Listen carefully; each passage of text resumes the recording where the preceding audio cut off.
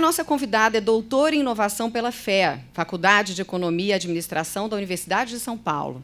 Tem graduação em Administração de Empresas, mestrado com foco em Marketing e pós-graduação em Tecnologia Educacional e Criatividade. Atualmente, ela é professora nos cursos de MBA da FIA, Fundação Instituto de Administração. Celiades falará sobre fronteiras do conhecimento, preparando o profissional do futuro.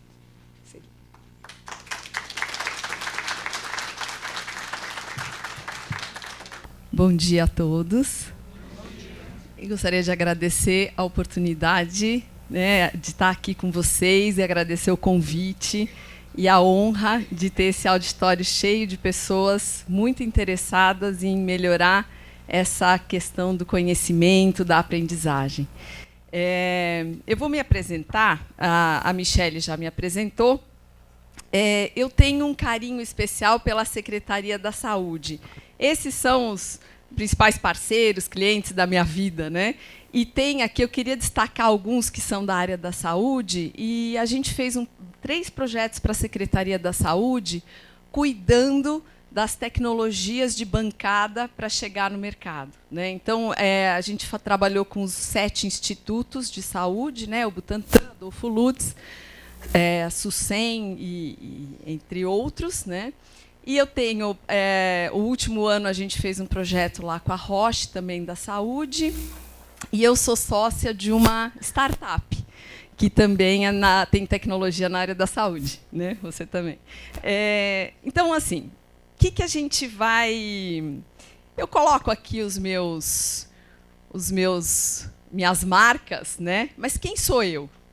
Eu me apresento como doutora em inovação, mas minhas ideias não são essas marcas, né? Eu tenho mais coisas, vocês ainda não me conhecem, né? Apesar de ter um monte de marcas, vamos falar um pouquinho mais quem sou eu. Mas antes disso, eu queria perguntar o seguinte. Vamos apresentar aqui. Aqui tem 3 livros que eu participei, tenho capítulos escritos, né? Mas eu queria destacar esse último, que se chama Automação e Sociedade. Foi um livro feito pela Poli, USP, e eles escreveram sobre a indústria 4.0 e falaram de todas as tecnologias. Então, vem internet das coisas, inteligência artificial, blockchain, foram falando de várias tecnologias. E aí teve um capítulo que falou sobre os empregos do futuro. E foi aquele apocalipse, né? Aquela coisa assim, todos vão perder o emprego e tal. E me deram para escrever sobre a educação do futuro. Como é que a gente educa, ensina, prepara as pessoas que vão trabalhar nesse futuro com essas tecnologias? Então, a partir desse desafio, acho que eu estou aqui e tenho algumas coisas para falar. Esse capítulo, ele escreveu várias ideias, mas as ideias mais futurísticas eu não escrevi lá, eu trouxe aqui. Então, eu vou apresentar algumas ideias assim um pouco futuristas e depois vai ter pergunta. Eu já estou até preocupada, né? Porque a minha ideia não é acertar, né? Mas é movimentar, é promover as reflexões. Tá? Como é que a gente define... Que palavras definem o mundo hoje? O que vocês acham? Conectividade. O que mais? Globalização? Velocidade. Eu coloquei algumas aqui que vocês também devem ter pensado. Mudança, velocidade, tecnologia, o mundo líquido, né, que eles usam bastante essa palavra, quantidade de informações e uma certa angústia do tempo. Vocês se sentem apressados, atrasados, com o quê? Né? Com tudo. Até com as coisas que estão esperando vocês lá em cima. Tá, tudo bem, não vamos pensar nisso agora. Bom, antes da gente começar e falar um pouco dessas ideias que eu apresentei aqui, eu queria propor para vocês fazer um exercício rápido. Tá? Peguem esse bloquinho que a Michele falou na pasta, por favor, uma caneta, um lápis, o que for. Já que a gente falou da angústia do tempo, nós vamos fazer um exercício rápido. Então, vocês já têm que estar com o papel e a caneta na mão antes de eu falar do exercício.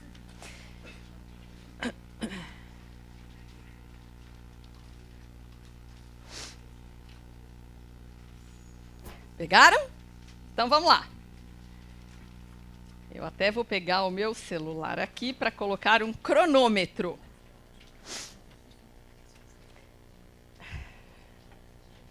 Bom, o exercício vai durar 27 segundos. Isso que é pressa, né? Bom, então vamos lá.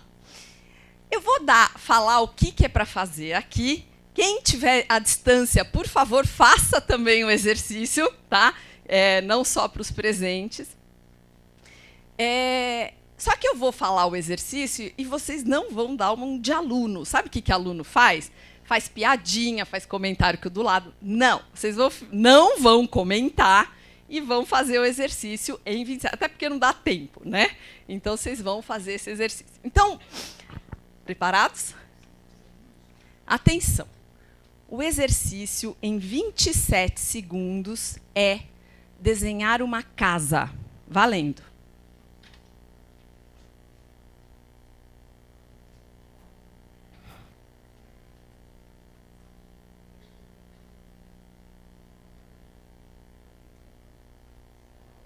Deu. Pessoal, olhem as casas dos vizinhos. Vê se a casa do vizinho é mais bonita que a de vocês, né? Vai lá. Mostraram? Levanta mesmo, pode mostrar. Olha lá. Tem coqueiro, olha, tem arvorezinha. Tem caminho. Tem carro, olha, o dele tem garagem, upgrade. Muito bem, muito bem. Pessoal, o que vocês repararam das casas? São lindas, são fofas. Peraí, deixa eu passar por aqui. O que vocês repararam das casas? Parecidas. Parecidas com o quê? Opa!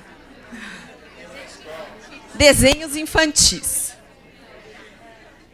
Pessoal, o que é essa casa? Ela está certa, está errada? Está certa. Não tem questão, né? O que é certo, o que é errado. Mas isso se chama modelo mental. Quando a gente tem pressa e está lá na correria, que aqui ninguém está na correria, né? Está todo mundo calmo e tranquilo. O que a gente faz quando a gente tem um problema? A gente vai e acessa o que a gente já tem pronto. É o carimbo. Essa casa foi o carimbo que vocês receberam na infância. Eu dei 27 segundos. O que vocês fizeram? Foram lá e pegaram o que está pronto. Eu ia dar o nome dessa palestra de modelo mental, mas eu falei, não, alguém vai ficar pensando, vai mudar a casa. Não, eu quero esse nome, não vou contar antes, né? Então, assim, o modelo mental, ele não é ruim. Ele serve para a gente economizar tempo para algumas coisas. A gente não vai inventar toda vez como é que escova os dentes, como é que corta faca com garfo. A gente tem coisas que são meio rápidas. Agora, o grande problema é a gente não questionar, não rever as coisas que a gente faz. Então, esses modelos mentais.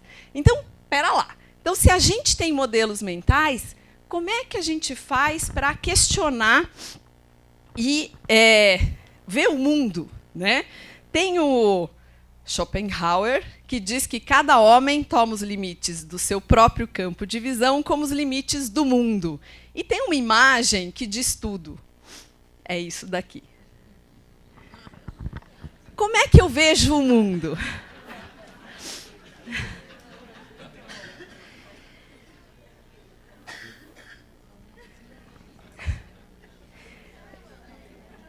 Vamos ver um modelo mental perigoso? Então, assim, a gente vai fazer essas reflexões, tá, sobre esse processo de ensino-aprendizagem E assim, vamos ver um modelo mental perigoso. Para que serve o professor? Olha lá. O papel do professor, o que ele faz? A gente tem essa imagem do professor que ele cria, sistematiza e transmite o conhecimento. Esse é o meu modelo mental de professor. Foi esse modelo mental que me carimbaram. Tá? E eu sou professora há 18 anos, dei aula no Mackenzie, depois na FIA, depois não sei aonde. Então, assim, espera aí. A gente tem modelos mentais perigosos. E a gente precisa rever esses modelos mentais.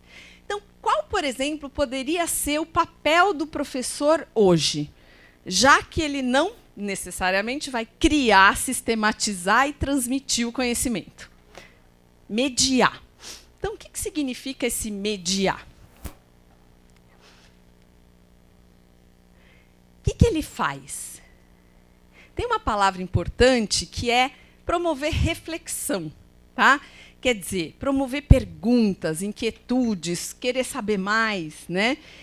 E o aluno, ele tem, o docente, pode ser adulto, pode ser criança, né? Hoje em dia está muito fácil achar os links. E a gente acha que, encontrando os links, eu já consigo fazer as conexões verdadeiras. Só que não. Quando o aluno que não tem alguma bagagem, alguma visão do todo, será que ele consegue, vendo links, enxergar o todo? Se o professor tiver experiência naquele assunto, talvez ele consiga promover essa visão no aluno.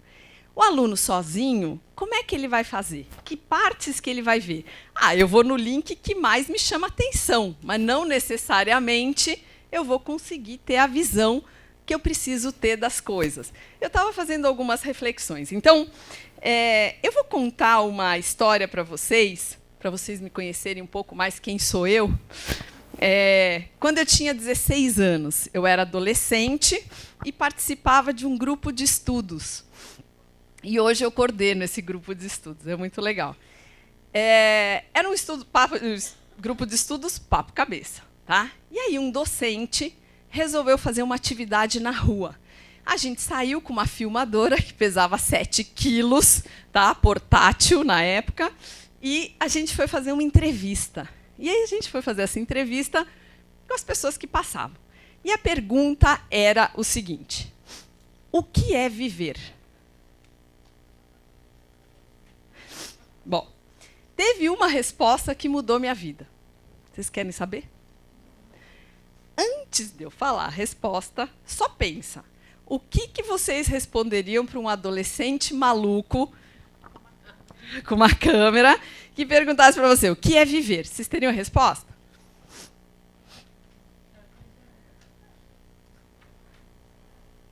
Então, vamos lá. Eu vou falar o que o rapaz que mudou minha vida... Eu não casei com ele, tá, gente? O rapaz respondeu o seguinte: viver é curtir, surfar e paquerar as gatinhas. E por que isso mudou minha vida?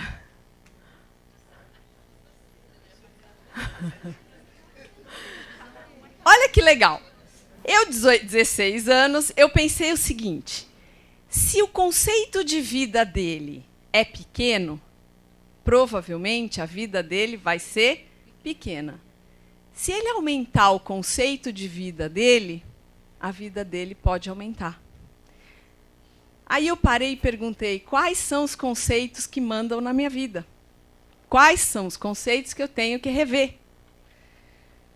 Então, dali surgiu um conceito maior de vida, de tempo. E o que mais mudou foi o conceito de estudo. Eu era má aluna. Hoje eu tenho doutorado. Mudou alguma coisa na vida, né? E aí? Quando a gente fala das fronteiras do conhecimento, eu dei esse nome para essa palestra, será que conhecimento tem fronteira, tem barreira, tem limite, tem fim? Onde está a barreira? geralmente a gente que coloca, está dentro. Tá? Quando a gente ouve alguma coisa, por exemplo, contei essa história para vocês. O que vocês ouviram? Vocês ouviram a minha história ou vocês conseguiram ouvir o que tem dentro de vocês? Os dois. Tá. Então é isso. Quando a gente vai conversar, vai falar, vai ensinar, a coisa mais legal do mundo é a gente fazer...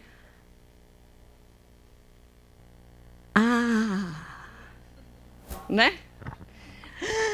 É isso. Não é isso que a gente gosta? É isso. Tem um conhecimentinho, uma informaçãozinha. Fala sério. Tá, tudo bem, é legal. Mas o mais legal é ouvir, quando alguém fala, ouvir a gente. Ouvir o que tem dentro.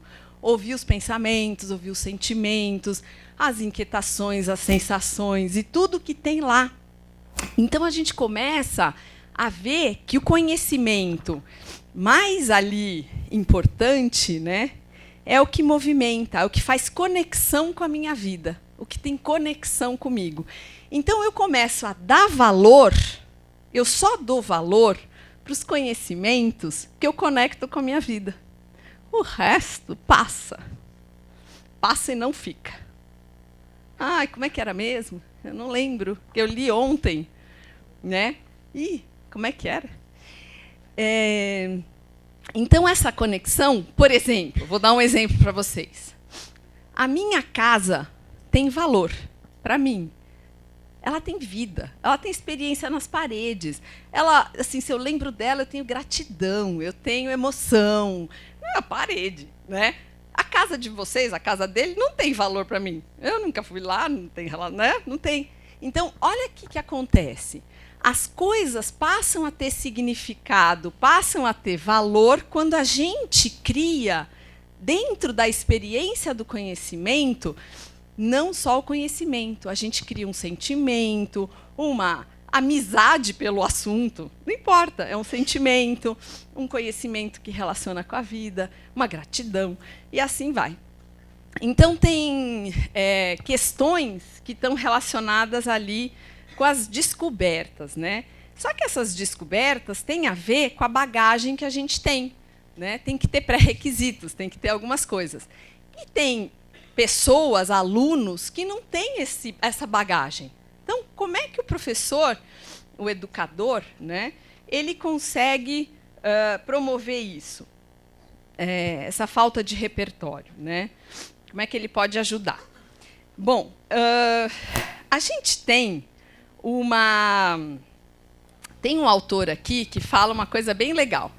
Ele fala que a educação é um processo para toda a vida e deve estar assentada em 4 pilares: aprender a conhecer, aprender a fazer, aprender a conviver e aprender a ser.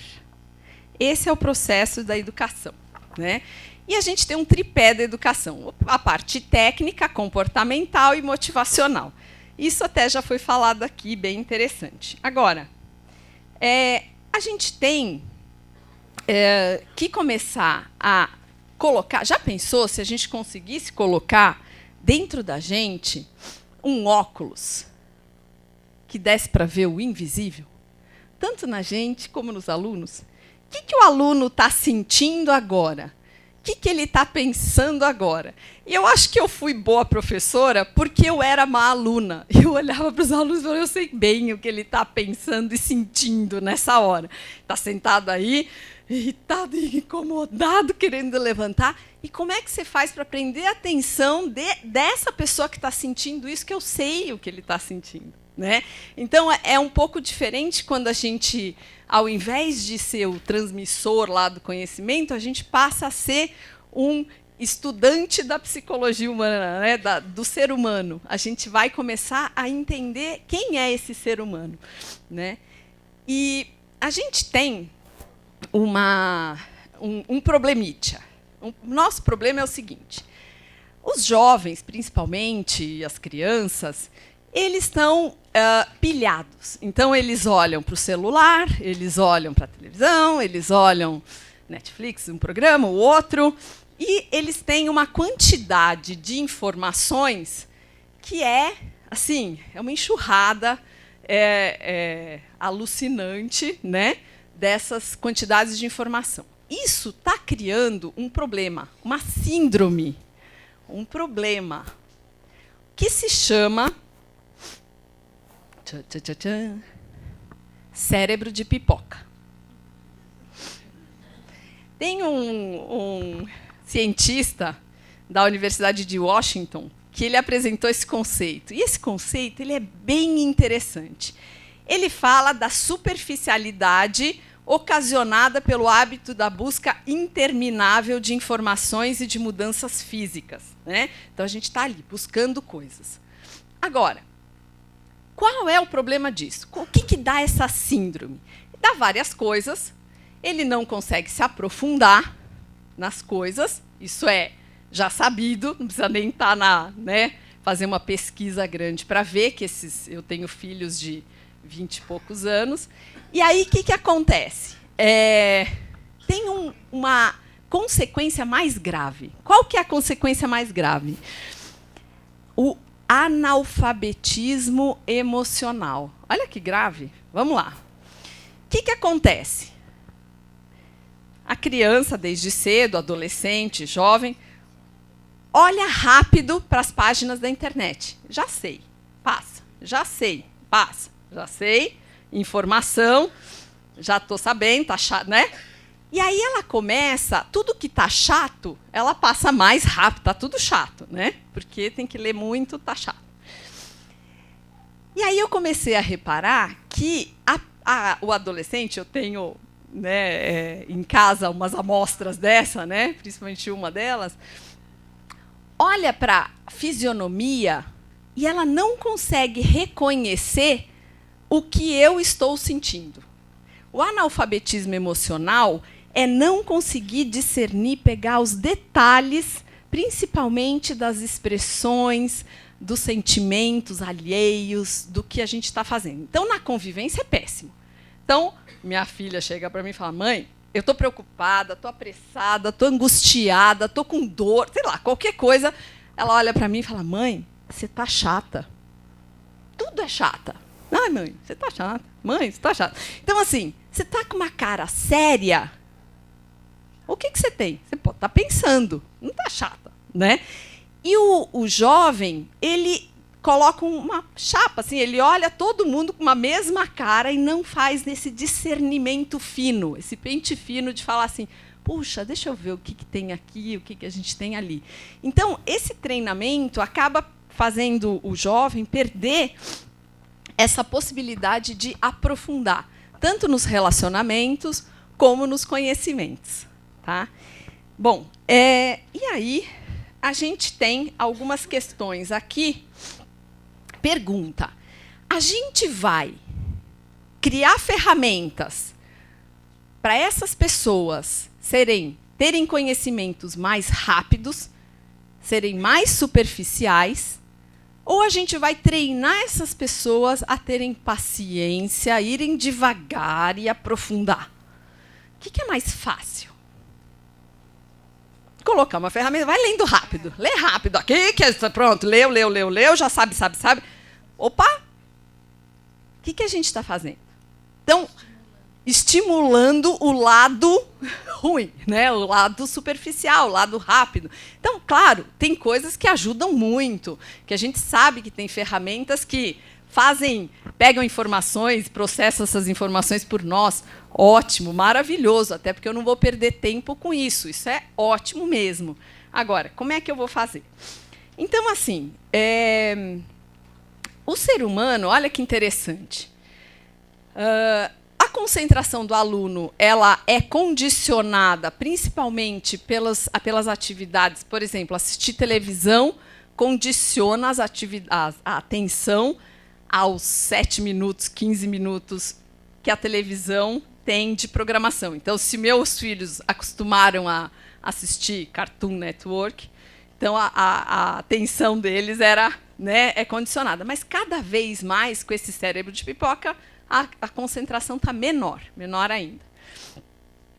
Quando vocês compram um produto, vocês podem comprar numa loja, vocês podem comprar na internet, vocês podem comprar por uma vendedora da Avon, que agora virou Natura, né? Sei lá o que já deu, já mudou tudo. Jequiti, né? O Jonesse, Mary Kay. Tá bom. Então, a gente tem milhões de canais, multicanais, para comprar produtos.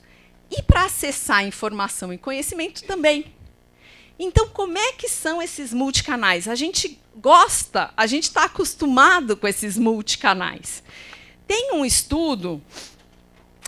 antes de passar do estudo, esse estudo aqui, olha que interessante. Eu encontrei uma pesquisa recente que testaram a educação presencial e a educação mista, EAD presencial. O resultado maior foi na mista do que na só presencial.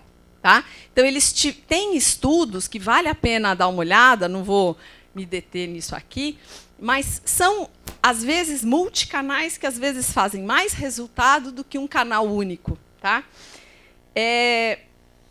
Só que a gente tem um problema. A gente está criando, tá na sociedade 4.0. O professor, qual número é? 0.1. Também não, né? Vai, vamos fazer uma média, vai, 1,5. Não 1.0, que aí também é feio, né? Mas tá bom. Então, a gente foi criado ali para trás, né? Como é que a gente quer educar? Então, eu preciso me recapacitar. Vou dar um exemplo. Na faculdade, professor dá aula de empreendedorismo. Sem ter empreendido. Fala sério. Como é que dá para dar aula de empreendedorismo sem saber o que é o friozinho na barriga de conseguir o dinheiro, que vai conseguir, que não vai conseguir, a empresa vai... Assim, é isso. A assinatura, a cara feia do potencial parceiro que a gente quer muito, e o cara é cheio das vaidades. Tem que passar por isso para saber como é que eu vou dar essa aula, né? Então, o preparo desse professor. Tem algumas questões que a gente... É muito assim... como é que a gente faz essa prática, essa interação do mundo do conhecimento com a experiência? Então, tem vários estudos. A questão é como é que a gente une... Tem várias ferramentas, eu não vou comentar aqui. Mas será que eu quero só o estudo, só o conhecimento, ou eu tenho que saber apropriar isso, levar isso para a prática e para o resultado da empresa? Tá? Então, assim, legal, sair de um treinamento e o que vai dar? Né? Então, tem vários aspectos, vários estudos, mas a gente não vai ficar aqui porque eu quero chegar no futurismo. Chegamos. Para onde vamos? Gente, eu não tenho... Eu fiz um exercício de futurismo, tá? Futuring, e para realmente movimentar. Se vocês falarem assim, não acho que isso aqui é assim, não, tá tudo bem, tá? Vocês vão fazer os exercícios de vocês, tá? Então, eu me permiti, acho que são 12 ideias, tá? Então, vamos lá. Vamos tentar projetar algo, né? Usando as tecnologias. Gente, temos muitas tecnologias. Então, a gente sabe que a monotonia do estudo, do ensino, vai ser substituída por humor, por experiência e por design. A gente tem profissional de design trabalhando na educação. A gente tem vários profissionais pensando em como melhorar a experiência do estudo, do ensino e da aprendizagem. Tá? Então, vamos pensar nisso. Outra questão que é importante salientar aqui é assim, já que a gente tem uma quantidade grande de informação, talvez seja importante a gente não só transmitir, mas se preocupar em como fixar. Então, a gente tem ferramenta para transmitir, ferramenta para fixar. Então, não vamos só pensar nessa transmissão e que quem está ouvindo vai fazer fácil a parte dele. Tá? Então, Então, tem várias reflexões aqui. Então, quem sabe eu poderia usar frações menores de conhecimento, tem até as pílulas de conhecimento, para poder ter esse resultado. Então, vamos lá, vamos começar aqui o nosso exercício.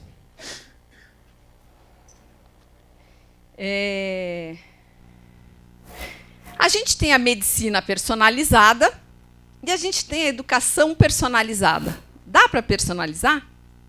Tem ferramenta que mede? Por exemplo, o motorista de caminhão, quando ele tem sono, tem um capacete, um boné, que monitora quando ele está com sono. E se a gente monitorasse o aluno? O que a gente faria? Não sobrava um, não. Dá choque no boné. Acorda. Ou...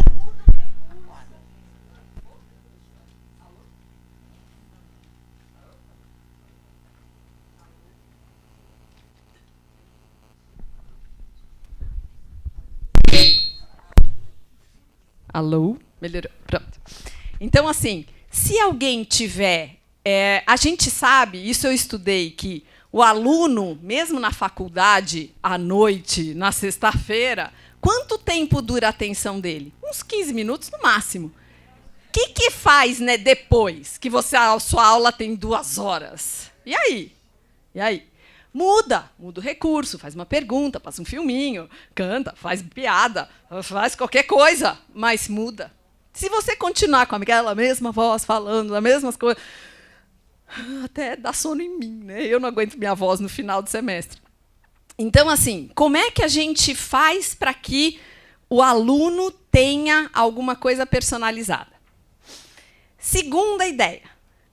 Função do professor, ser um curador, facilitador e mentor que ajuda o aluno a formular a pergunta e assessora o caminho e a busca cyber e física. Tá? Então, ele sabe quais caminhos, o que ele tem que fazer para chegar na resposta, mas ele não dá a resposta. Ele vai ser um mentor dessa busca. Vamos fazer um plano de ação inteligente para esse aluno? Terceira. A escola do futuro será formada por células de conhecimentos e o professor irá orientar o aluno a planejar os ciclos de conhecimento conforme aptidões e interesses. Os temas serão equilibrados em termos de matérias obrigatórias e eletivas.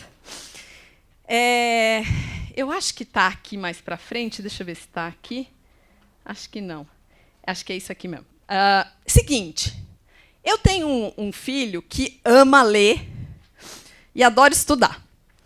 E tem uma outra filha, que era que nem eu, que não gosta. Então tá, a aula da matemática dela teria que ser diferente da dele. Se ele tiver a mesma aula de matemática dela, ele vai se desinteressar. Ela tem que ter marketing da matemática, tá? E ele tem que ter matemática na veia. Tudo bem? Opa, então como é que a gente pode fazer? Tem uma matéria básica de matemática que eles têm que sair sabendo. Tá, mas se meu filho ficar na básica, tá mal. Tem alguma coisa errada aí. Eu vou ter que mudar de colégio, porque tem que ter um colégio que dê alguma coisa mais avançada para ele. É isso, né? O professor vai ter o papel de mostrar a realidade de forma holística e fazer links, mostrar visões que os estudantes podem não acessar pela falta de bagagem e experiência. Esse aqui eu já comentei. Quer dizer, você dá a visão. Se eu tiver a experiência já feita na minha vida, já a bagagem, eu consigo mostrar, olha, o mundo é isso. O mundo não é o que você está vendo na internet, nesses fragmentos, pedaços desconectados. A gente acaba, mesmo que tendo o link, é difícil conectar assim, olhando na internet, tendo a visão do desenho inteiro, né? Então, vamos lá. A mistura diária, tem os ciclos profissionais e mudanças de carreira.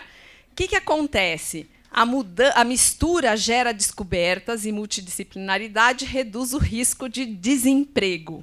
Aí vão surgir as novas profissões. Gente, eu tenho que estar preparado para mudar de profissão com rapidez. Porque o que aconteceu na minha vida? Mudei. Era administradora, tudo bem. Fui depois, trabalhei, fui gerente comercial, Pricewaterhouse, não sei o quê, tudo lá, tal. Tá tudo bem. Fiz mestrado em marketing. Tive um monte de filho, virei professora. Aí, 3 filhos, um bando de filhos. E aí, o que acontece? Só que no meio do caminho, trabalhando em projetos de consultoria em marketing, eu descobri que os projetos eram em inovação. Tá, então agora vamos para a inovação. Daí eu fui para a inovação, e lá no meio do caminho, no meio do doutorado, estudando essa dificuldade do relacionamento entre das universidades, dos institutos, fazerem as tecnologias, de conversarem com o mercado, pessoal, eu descobri a minha vocação. Depois de velha, eu descobri que era ali o meu lugar. É interessante, mas eu estava no lugar certo. Eu tinha que passar pelo que eu passei. Mas, depois de algum tempo, você fala, uau, aqui eu faço diferença. Aqui eu consigo ser alguém que ter o meu propósito. Mas o meu propósito é o meu propósito. Eu faço as tecnologias chegarem no mercado da saúde, faz remédio acontecer, aquela coisa toda. Eu não preciso, gente, sem crítica, tá? Mas eu não preciso de causas de prateleira, de canudinho matando tartarugas. Eu tenho as minhas causas, e são profundas, são minhas. A gente quer cuidar do canudinho? Cuida do canudinho, gente. Mas eu acho que cada um aqui tem as suas causas, ligadas à sua vida, que vai descobrir na sua vocação, dentro. Né? Vai lá fundo e fala assim, que diferença que eu posso fazer para o mundo? Eu, com os meus conhecimentos, com a minha visão, com o que eu tenho, o que eu posso fazer. E aí a gente começa a fazer diferença, a gente se sente útil mesmo. Né?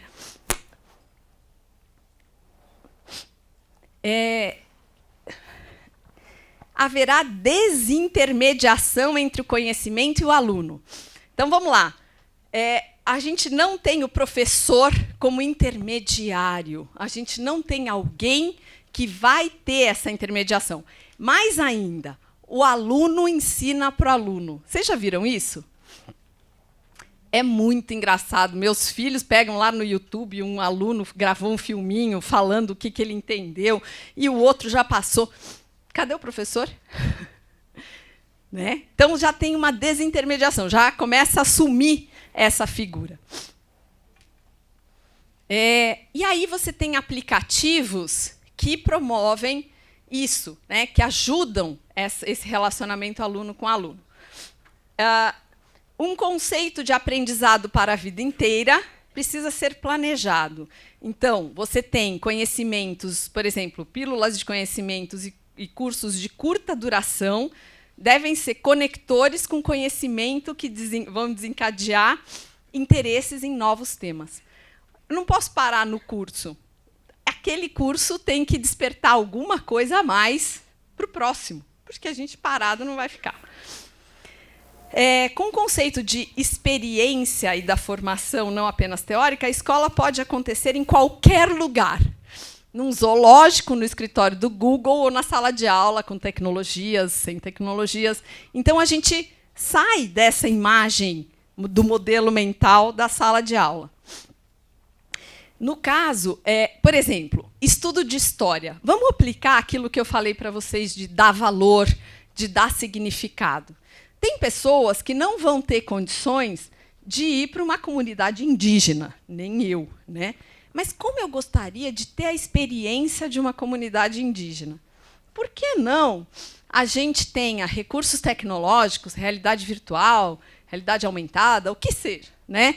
Que eu possa olhar aquilo e dar minha opinião. Falar, olha, eu achei isso, eu senti aquilo, olha, eu tenho dúvidas sobre... Lendo no livro, às vezes, eu não conseguia extrair as coisas. Então, dessa maneira, a gente consegue, por exemplo, democratizar as experiências, levar para quem não tem recursos, né, alguma experiência também muito legal. E aí, estamos terminando, É você... Bom, essa aqui eu viajei, gente. É você ter um human advisor. Então, assim, tipo assim, você tem um mentor, uma ferramenta de avaliação. Sabe TripAdvisor, que você dá nota para o hotel? Então você pode ter umas notas, avaliação do professor, avaliação do seu desempenho, medalhas, gamificado, carreira gamificada, né? Como se fosse o seguinte... alguém aqui já hospedou no Airbnb? Alguém aqui é super host? Tem medalha? Eu tenho. medalha. E aí, assim, a gente pode ter uma gamificação, um estímulo. E, assim, mais do que isso, né? Como é que eu posso me comprometer, eu como professora, principalmente de faculdade, tá, gente? Ensino ou empresarial. A gente tem um relacionamento duradouro com os alunos. Que tal, né, a brincadeira, a minha remuneração depender do sucesso dele? Tem uma universidade no Texas, gente, na área da saúde, tá? Uma universidade no Texas que fez o seguinte: eles dão remuneração para os médicos, né, que se formam lá, com o desempenho. Quer dizer, menor tempo de leito dos pacientes. Não quer dizer tratei o paciente. É desempenho. A remuneração é atrelada. É a gamificação, é premiação, é medalhinha. Tá? E a última aqui, a secretaria da escola vai ser mais automatizada e vai custar menos. O dinheiro para a gestão pode ser deslocado para outros investimentos. Pessoal, essas conjecturas, essas ideias, têm um problema. Elas partem do paradigma vigente. Eu sou da moda antiga. Apesar de tentar mudar o meu modelo mental, eu tenho uma visão também anterior.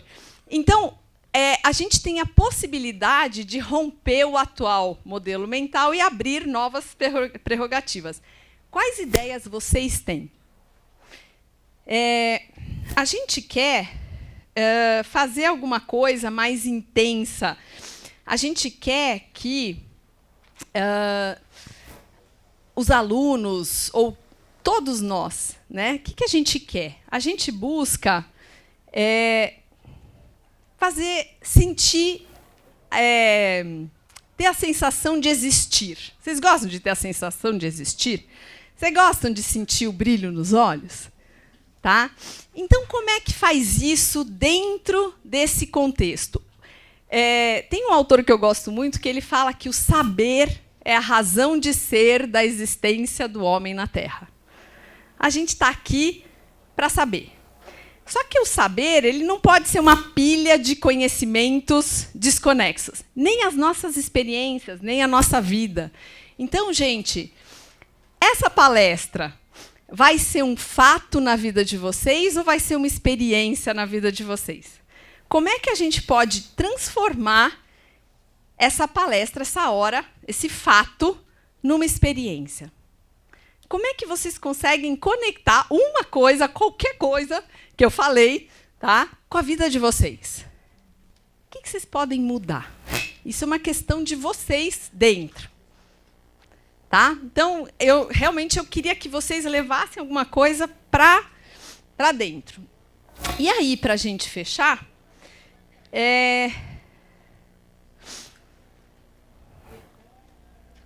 quando eu era também adolescente, um pouquinho mais para frente, uns 20 e tantos, já não era mais adolescente, eu me perguntei do que eu era capaz.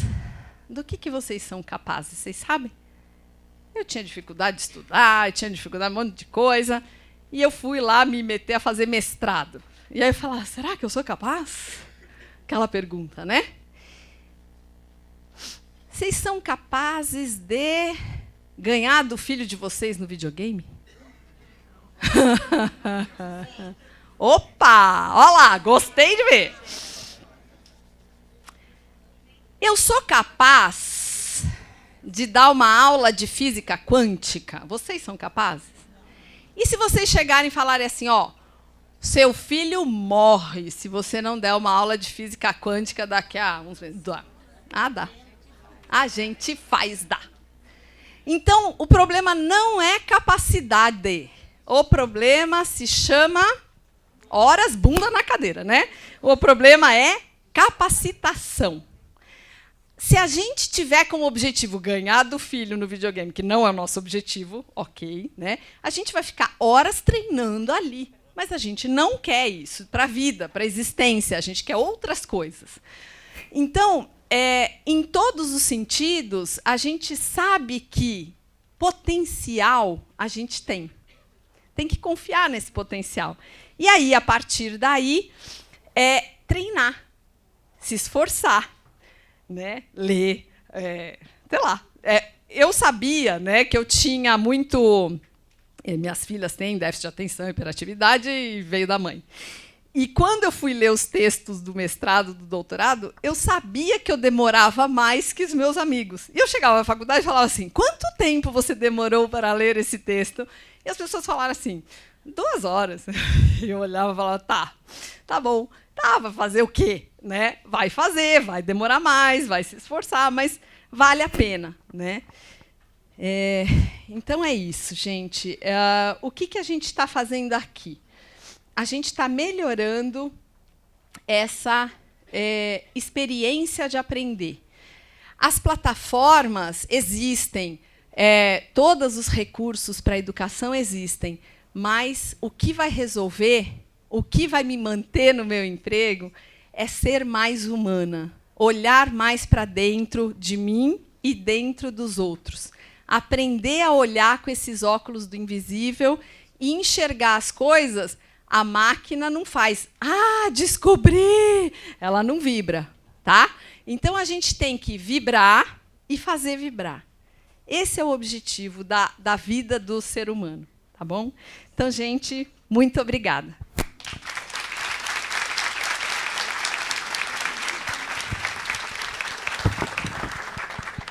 Bom, agora a gente vai abrir para perguntas, né? Quando você fala do cérebro pipoca e do analfabetismo emocional, a gente tem visto na educação um crescimento por demandas de formação que estão sendo chamadas de competências socioemocionais. Então, está surgindo aí uma necessidade de formação de professores, de profissionais, em diversos âmbitos, para saber interpretar sinais sutis, expressões visuais do outro e reconhecer em si mesmos suas sensações, emoções e o que faz com isso, né? Enfim, num ambiente, em determinados ambientes. Eu queria ouvir um pouco de você. Como é que você acha que a gente lida com essa, digamos, demanda de formação, ao mesmo tempo em que a gente tem que lidar com a superficialidade versus uma hiperespecialização, porque também a gente tem esse movimento contrário, né? Então, não pode ser superficial. Então, você hiperespecializa e também perde a visão do todo, porque daí você mergulha tanto que você não volta mais para enxergar onde é que você está. Então, como é que você vê essas relações, assim? É muito legal. Eu posso te dizer que, nesse movimento, a sugestão é que a gente comece por nós. Eu sou o primeiro experimentador. A gente querer que o aluno faça alguma coisa, eu preciso fazer. Então, só para vocês saberem, eu me considero cientista de mim mesma. Eu estou fazendo um estudo, eu tenho um caderninho, anoto algumas experiências da minha vida. E eu decidi fazer alguma evolução num pedaço da minha vida. Vou contar para vocês, tá?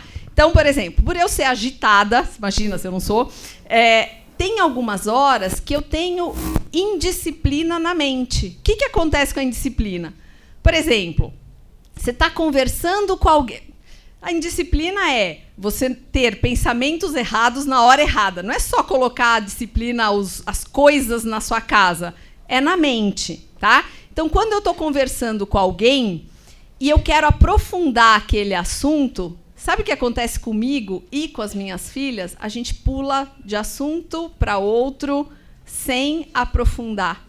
A gente não quer passar, a gente quer ficar naquele assunto, mas vem outro assunto na mente, você pula, vai para outro. E eu estou começando a me policiar das oportunidades que eu perco por ter indisciplina na minha mente. Deixar pensamentos atravessados, né, entrarem assim, isso é um estudo. que eu estou fazendo na minha vida. Então, assim, dá para a gente fazer experiências até coletivas, mas cada um tem que olhar para si. Não adianta eu olhar para o outro, né? Eu tenho que começar a entender essas realidades da ansiedade, de tudo, em mim. Então, se a gente parar 5 minutos por dia para analisar a vida da gente, já começa. Já é um bom começo, né? Anota, vê o que atrapalhou. Quem manda em você? Você é um marionete ou você manda em você? Gente, é muito legal a gente perceber que, muitas vezes, eu não vou brigar com tal pessoa. Daqui a pouquinho você está lá brigando. Peraí, se eu não quero, quem quer? Né? Então, eu mando em mim, eu tenho um governo da minha vida. Então, essa é a primeira parte. Agora, como é que a gente faz, por exemplo, um estudo? Gente, é muito legal isso. Se eu vivo alguma coisa, eu posso fazer o exercício de materializar mais em mim, fazendo o outro vibrar com o que eu sei. Isso é um exercício interno. É engraçado isso, né? Quando eu vou dar aula, eu tenho que prestar atenção em mim. Será que quando eu falo, por exemplo, eu vou falar para vocês o que eu senti. Quando eu falei da experiência da adolescente, eu vibrei. Essa experiência, para mim, ela toca lá no fundo. Será que ela toca em vocês? Talvez sim, porque ela tocou em mim. Se ela não tocasse em mim, dificilmente ela ia sair com vibração, com energia. Então, acho que tudo tem que ter vida, né? Então, assim, a gente acaba, mesmo aprofundando, né? A gente pode somar os pedaços, somar as visões, né? Tem mais na palestra, da plateia? Sabe que eu queria só pedir a gentileza de vocês se apresentarem. Quando fizer, antes de fazer a pergunta, eu já conheço vocês dois, Natália, mas eles não. Bom, Marcos, sou da Vanzolini. Professor, eu gostaria de fazer uma pergunta em relação à questão dessa superficialidade, né? Então, o professor também tem um dilema, né, de trabalhar essa leitura profunda junto aos alunos, né? Como que a gente faz isso? Não o professor, mas todo na capacitação. Então, tem que ser muito rápido, tem que ser muito... porque também o tempo é dinheiro, né? O investimento que você faz e tudo mais. Como que você faz essa linha com a leitura profunda, com o aprofundamento, com a necessidade? Ótima pergunta. Pessoal, como eu tinha dificuldade eu vou relacionar isso porque eu levo muito isso na hora de dar aula, né? Então, por exemplo, eu tinha muita dificuldade na escola, como eu já contei para vocês, não é novidade. Eu tenho 2 irmãs. Uma que ensinava para mim as coisas, né? Me ajudava fazendo piada. E a outra ensinando todos os detalhes. Adivinha qual que me ajudava mais? Então, a outra eu cansava, né? Agora, tem a história seguinte. Quando eu vou dar uma aula, se eu falo todos os detalhes, explico tudo, é como se eu tivesse subestimando a capacidade do aluno de ir buscar.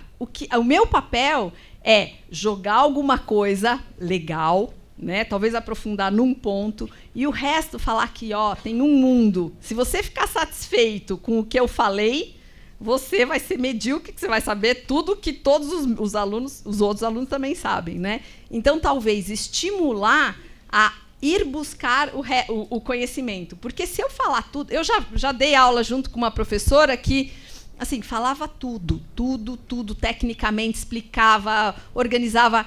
A aula era impecável. Mas os alunos falavam assim, a gente gosta mais da dinâmica. Tá, então, assim, o que eu vou fazer? Agora, não ser profundo, é ser vivo. Não é ser técnico, é ser vivo, né? E acho que tem uma diferença. Eu posso passar o PowerPoint todos os pontos, ou posso contar uma experiência e falar assim, olha, os pontos estão aqui. A partir daqui, vamos extrair os pontos, né? Não sei, pelo menos eu acho que é assim. Bom, gente, é o seguinte, o tempo acabou. Mas eu vou fazer uma última pergunta.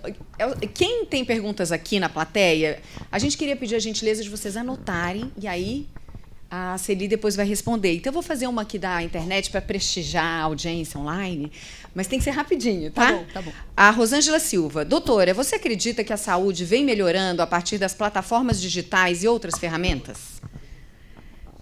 Elas têm potencial para melhorar, tá? A gente tem informação que muitas vezes não se tem sem essas plataformas, sem esses equipamentos, sem esses aplicativos, né? Eu mesmo faço parte de uma empresa que está fazendo um equipamento para monitorizar, para testar quanto de remédio tem no sangue para dar a dose certa do remédio, tá? Então, por exemplo, sem esse monte de equipamento, monte de informação, a gente é menos eficiente. Então, esses equipamentos têm que fazer sobrar tempo para a gente pensar e cuidar da parte humana. Não sei se vocês sabem, os 500 advogados do Bradesco, de 500 advogados do Bradesco, sobraram 15, porque eles contrataram o Watson da IBM. Tá? Então, assim, ajuda sim na saúde, as informações ajudam, só que as pessoas que não estão mais fazendo o que as máquinas fazem, o que elas vão fazer? Tem muito a fazer. Tem muito a fazer. Então, aí sim vai dar para melhorar, porque a gente vai poder cuidar da parte humana, que é o que é mais importante ainda, fora os dados e os medicamentos. Muito obrigada. Obrigada, pessoal.